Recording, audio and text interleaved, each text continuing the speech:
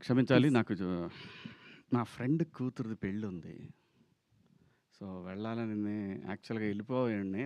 నిన్న బెన్నీ గారు ఫోన్ చేసి నాకు అంటే మరి నా అవార్డొచ్చినప్పుడు ఖచ్చితంగా ఉండాలి కదా!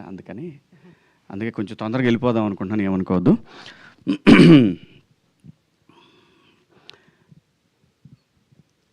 ఉమెన్స్ డే సందర్భంగా ప్రతి ఆడపిల్లకి, ప్రతి అమ్మకి, అందరికీ నా హృదయపూర్వక శుభాకాంక్షలు. దండోరా!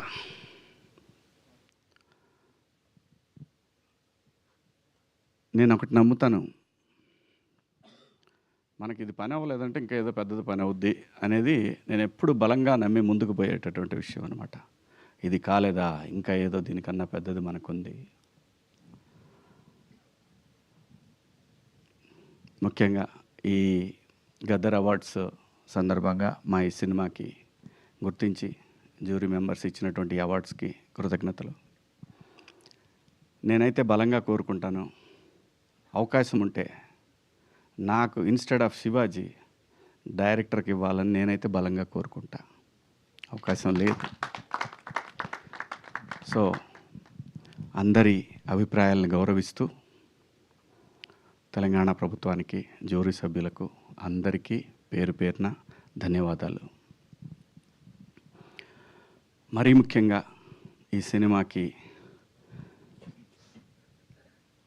ఏదైనా అండి ఒక శంకులో పోస్తేనే తీర్థం. అలాంటిది ఒక గొప్ప నటుడు ఎన్టీఆర్ గారి సినిమాకి ఒక ట్వీట్ అనేది ఒక ప్రభంజనంలాగా యావత్ తెలుగు జాతికి ఈ సినిమా దగ్గరైంది. దానికి ఎన్టీఆర్ గారికి హృదయపూర్వక ధన్యవాదాలండి. అలాగే ఈ సినిమాకి మంచి మ్యూజిక్‌ని అందించిన మార్క్ రాబిన్ గారికి, అలాగే ఈ సినిమా నా పాత్రకి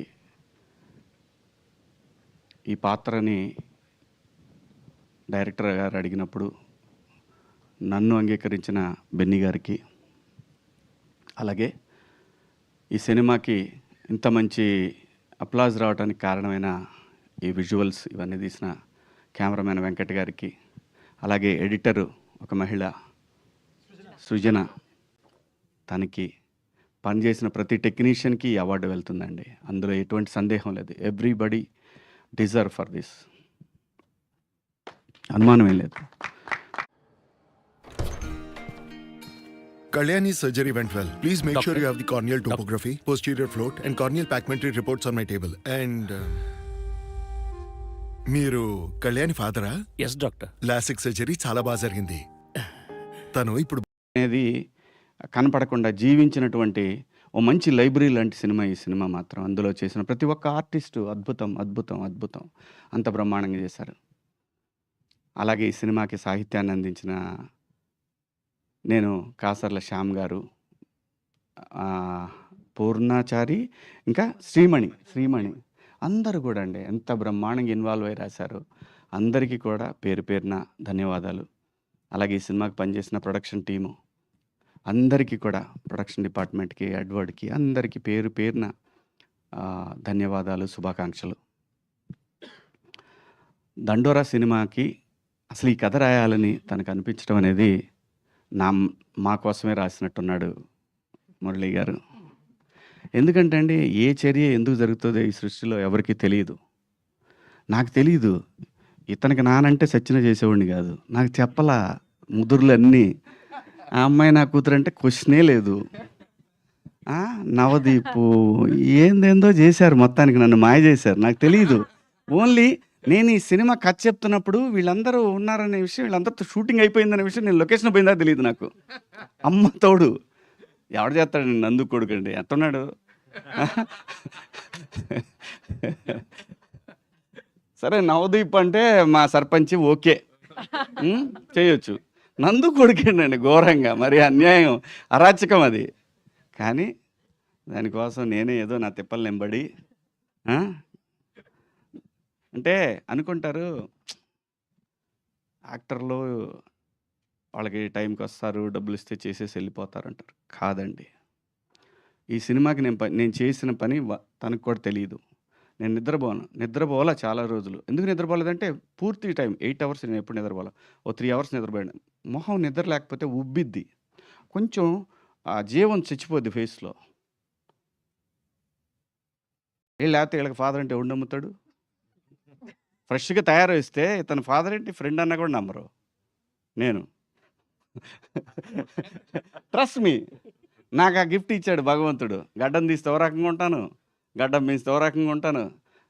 రంగు అయిపోతే ఇంకో రకంగా ఉంటాను. ఇది నిజం. అది గాడ్ గిఫ్ట్. దాన్ని అబ్యూజ్ చేయకూడదు మనం. ఆర్టిస్టులుగా అబ్యూజ్ చేయకుండా ఉంటే చాలా దూరం వెళ్ళొచ్చనమాట.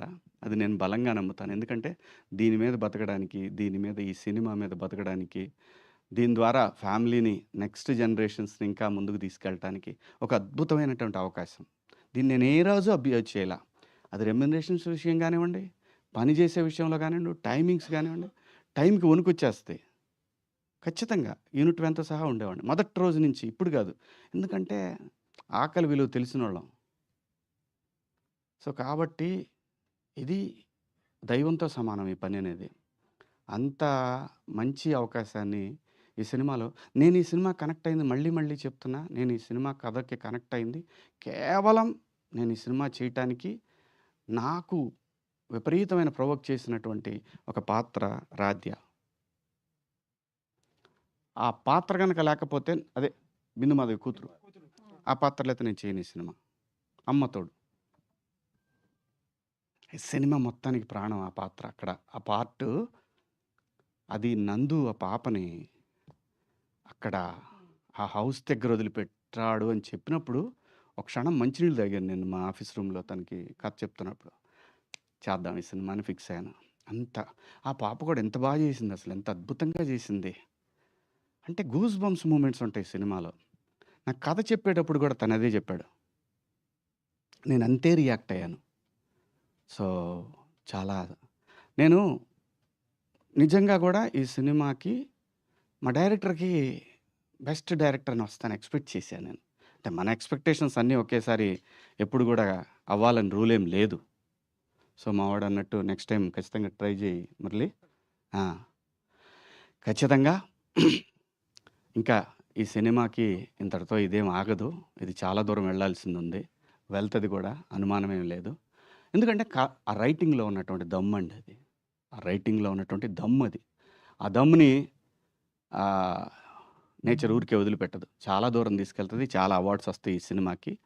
ఖచ్చితంగా ముఖ్యంగా నేను కాసార్ల శ్యామ్ గారికి కూడా గట్టిగా ఎక్స్‌పెక్ట్ చేస్తున్నాను. సాంగ్ రాసింది ఆయన 'దండోరా' అనే సాంగు. పాడిన ఆయన తమిళాయన కదండీ! యాంథోనీ దాస్. ఏముంటదండి ఆ గొంతు? ఏం గొంతండి అది. భగవంతుడు ఒక మనిషికి ఇక్కడ కొన్ని కళలు ఎందుకిస్తాడంటే దాన్ని ఎంజాయ్ చేయాలి. సమాజం ఎంజాయ్ చేయాలి. ఎంజాయ్ చేయటానికి ఒక్కో మనిషికి ఒక్కొక్క కళ ఇస్తాడు. ఆ కళ రూపంలోనే ఈ 'దండోరా'లో మీకు అవన్నీ కనపడతాయి. ఎందుకంటే సురేషు బాడీ మీద "అన్న నేను ఒక్కసారి వస్తానే" అంటాడు. ఒర్రేని అంటే ఒక్కొక్కళ్ళు మళ్ళీ ఆ అబ్బాయి బండి తీసుకొని వచ్చేది ఊళ్ళో టెంట్ కదా! Tent character. ఎంత అండి అసలు ఒక్కొక్క పాత్ర ఎంత అద్భుతంగా రాశాడు. ఆ పెన్ను నుంచి ఎలా వచ్చిందో నాకు తెలీదు మురళి గారు. అద్భుతం. You are awesome. నేను చెప్తున్నా కదా! Long way to go. Long way to go. మా మురళి డెఫినెట్‌గా అండి. మురళి ఏంటి నేను కూడా డౌన్ అయ్యాను నిన్న మొన్న.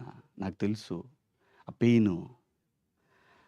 మురళికి నేను చెప్పాను 365 డేస్ 24/7 నేను కాల్ అవేలో అని చెప్పా.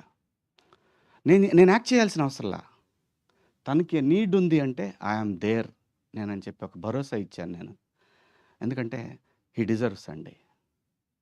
జాబ్ వదిలేసి సినిమా మీద ఒక ప్రేమతోటి ఇక్కడికొచ్చాడు అంటే తమాషా కాదండి. ఎవరైనా సరే సాక్రిఫైస్ ఓకే. తన పేరు, ప్రతిష్టలు, డబ్బు ఇవన్నీ కావచ్చు. కానీ సాక్రిఫైస్‌కి ఒక వాల్యూ ఉంటదండి నేచర్‌లో. అనుమానమే లేదు.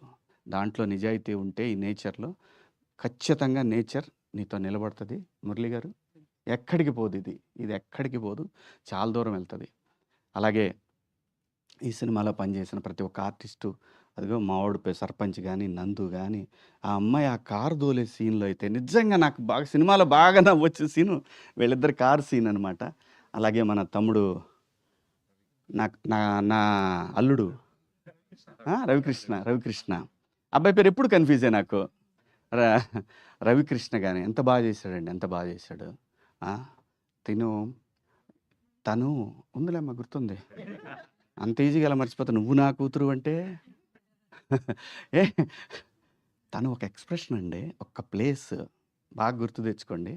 చనిపోదామని డిసైడ్ అయ్యి ఆ హాస్పిటల్లో ఒక ఎక్స్ప్రెషన్ ఉంటుంది చూసారా, అసం బ్రహ్మాండంగా చేసింది, అసలు అద్భుతంగా చేసింది.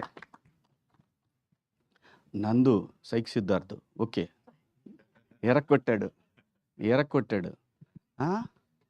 ఇంకా ఎవరున్నారు, రాధ్య నెంబర్ 1 ఆ పిల్లకే ఇస్తాను నేను, రాధ్య.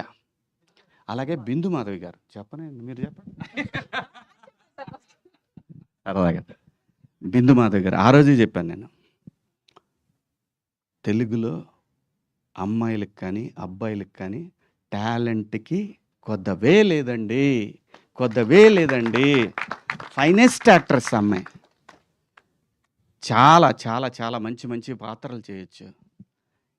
ఎక్కడో ఎయ్యో చిన్న అదే చూద్దాం అనే వద్దు, బ్రహ్మాండంగా చేయగలం, బ్రహ్మాండంగా. అంటే ఈ దేశంలో ఏ భాష కన్నా తక్కువ కాని నటులు మన తెలుగు సినిమాలో ఉన్నారండి. ఇవ్వండి, మీరు ఇవ్వాలే కానీ మళ్ళీ పెట్టొద్దు స్టేచర్లు ఇవన్నీ పెట్టొద్దు. ఒక పాత్ర ఇస్తే కదా స్టేచర్ తెలిసేది. స్టేచర్స్ లేవు, కథే అల్టిమేట్ స్టేచర్, అదే వస్తుంది. ఒక ఆర్టిస్ట్కి స్టేచర్ అదే వస్తుంది. కథని నువ్వు క్రియేట్ చేయి, ఆర్టిస్ట్ ఖచ్చితంగా ఆ స్టేచర్ని తీసుకొస్తాడు. మంచి పాత్రలు పోతున్నప్పుడు ఎలా బాధేస్తుంటే కడుపు మండిపోతుంటుంది. చేయగలిగింది ఏమీ లేదు, ఆకలి అయితే అన్నం తింటాం తప్ప. సో అది ఆయన ఎంత బాగా చేశాడు, బ్రహ్మాండంగా. వీళ్ళందరూ ఇంగ్లీష్లో మాట్లాడుతారు, నాకు టెన్షన్ అవుద్ది, నేనేం మాట్లాడాలని. మీ అమ్మకు అలా, ఎందుకంటే బాగా చదువుకున్న వాళ్ళు వీళ్ళందరూ, అందరూ చదువుకున్నోళ్ళు. మనమే బిఏ తెలుగు మీడియం, ఒక్కోసారి కంగారు అవుతుంటుంది, వాళ్ళు ఇంగ్లీష్లో మాడుతుంటారు, టెన్షన్ అవుతుంటుంది. కానీ మనకిచ్చాడు బ్రహ్మాండమైన నటన అనే ఒక అద్భుతమైనటువంటి సాధనాన్ని. దాంతో అమెరికాలో కూడా బతికేయచ్చు ఇంగ్లీష్ రాపోయినా. సో చాలా హ్యాపీగా ఉందండి. Thank you Murali, thank you. మళ్ళీ చెప్తున్నాను, any time any centre single hand.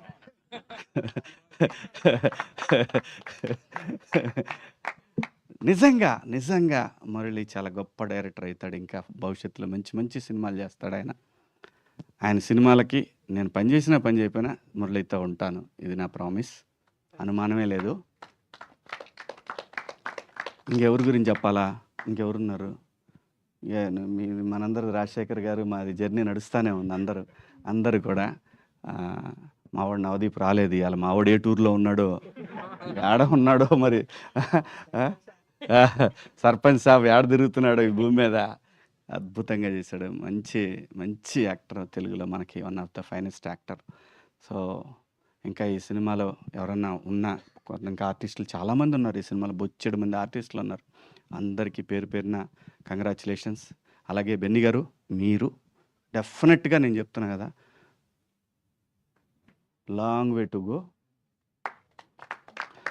కొంచెం కొరతనం ఉంది మా వాడి దగ్గర, అది మాత్రం నేను ఖచ్చితంగా చెప్పాలి. ఎందుకంటే లైఫ్లో అండి అవకాశాలు చాలా వస్తాయి, ఈ ఏజ్లో ఎక్కువ వస్తాయి.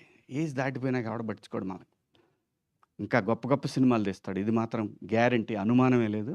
తనకి భగవంతుడు ఆ స్కిల్ ఇచ్చాడు, కథను జడ్జ్ చేసే ఒక స్కిల్ ఇచ్చాడు. మనకి తెలుగులో గొప్ప సినిమాల పేర్లు తీసుకుంటే బెన్నీ గారి పేరు కూడా వస్తుంది.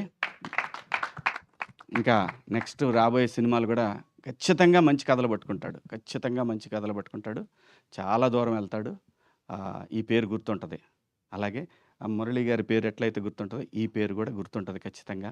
అందరికీ ఈ సినిమాకి సహకరించిన మీడియా మిత్రులకు, తెలంగాణ ప్రభుత్వానికి, అలాగే జ్యూరీ సభ్యులకు, ప్రతి ఒక్కళ్ళకి కూడా పేరున ధన్యవాదాలు. Thank you so much.